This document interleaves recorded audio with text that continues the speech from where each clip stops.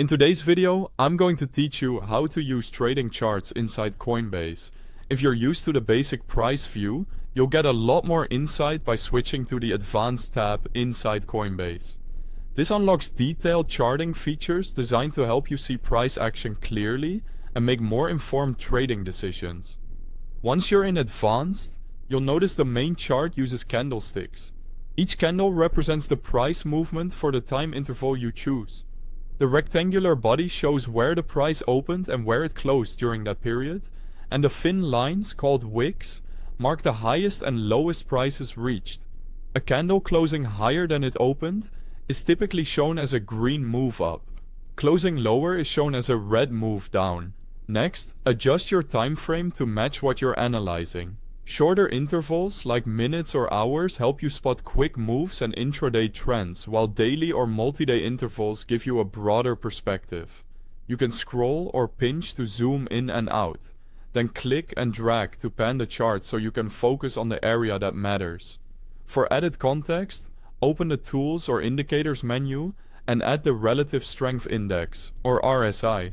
This momentum indicator ranges from 0 to 100. Readings above 70 can suggest the market is overbought, and readings below 30 can suggest it's oversold.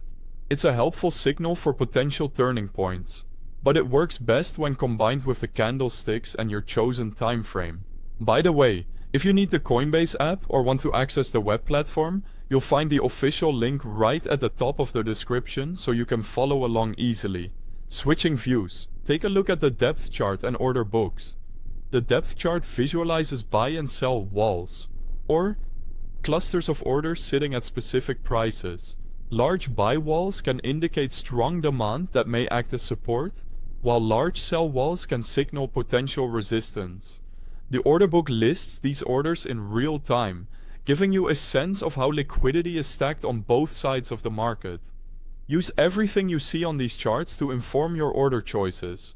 A market order fills at the current available price and is fast but can slip in fast markets. A limit order lets you set your desired price and wait for the market to meet it. A stop limit order helps you plan entries or exits if the market crosses a trigger price, then places a limit order automatically. For deeper context, check key stats like market cap, 24-hour volume, and all-time highs. These metrics help you gauge scale, activity, and where current price sits relative to historical peaks. Practice navigating these tools, stay consistent with your settings, and let the data guide your decisions. Thanks for watching.